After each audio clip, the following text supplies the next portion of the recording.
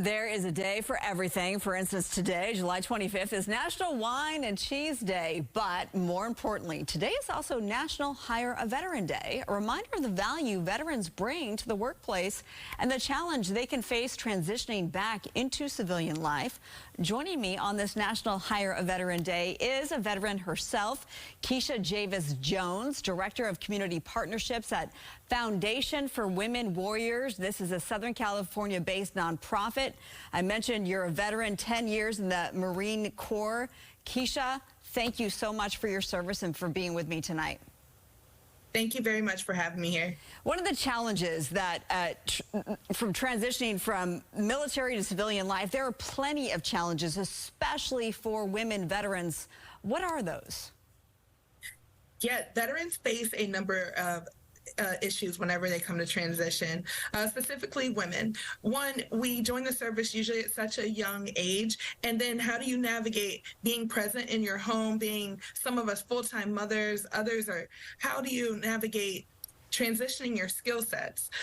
We have a lot of the same skill sets that you would in the civilian workforce, but it's in military terminology. And so how do you make a resume? How do you interview? Some people serve 20 years and they haven't interviewed since their first job at the tender age of 18. And so those are all stuck points for the veteran community as a whole. Yeah, you know, you often don't think about that while you're so structured in the military, and then the transition into civilian life, which is the foundation of everything that your foundation does. How does your group help ease that transition? I know you offer a wide range of services. Yes. So, I mean, just like myself, I was a combat veteran, and even during my transition, I served 10 years in the Marine Corps. And where do I go for support, and how do I have or build that same camaraderie that I had that pushed me forward when I was in the military? Where do I find that in the civilian force? And then I found myself in minimum wage jobs and not knowing how to navigate that. So the Foundation for Women Warriors is doing just that. We provide financial assistance. We provide really personal and professional well-being. We help with providing mentorship opportunities.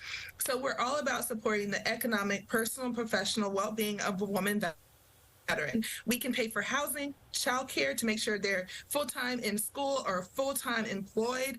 And we really want to be that support system that they need to continue to make the impact in the world that they did when they were in uniform. I'm so impressed with all the work that you do. I spent some time on your website today, and since 2017, you've helped more than 6,000 women veterans, and you mentioned the child care. That's such a huge help for so many full-time moms, of course. Now, what can I do for the people who are watching and they don't own a business, they don't have hiring power? What can the average person do to help support the veteran community? So there's many things that you can do to help support the veteran community. It takes a village. And one of the things for us at Foundation for Women Warriors, we have an Amazon wish list. So you can shop our Amazon wish list to help us get essential goods to women veterans. You can offer your time to just volunteer to support the women that we serve. And then, of course, you can always donate. Every dollar helps us support another woman veteran at foundationforwomenwarriors.org.